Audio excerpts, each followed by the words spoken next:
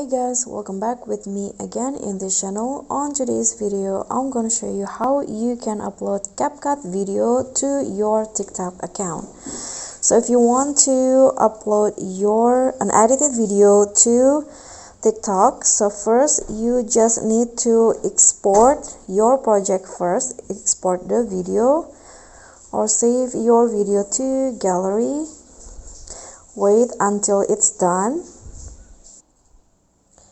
Okay, after it's done exporting, you can just now click on the share to TikTok button to upload your video directly to your TikTok.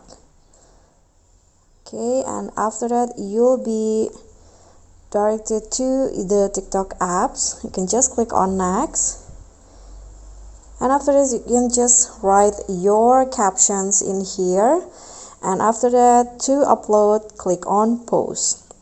And you're done. So that's it. I hope this tutorial will be helpful. Don't forget to like, comment, subscribe, and also click on the thanks button below. Bye.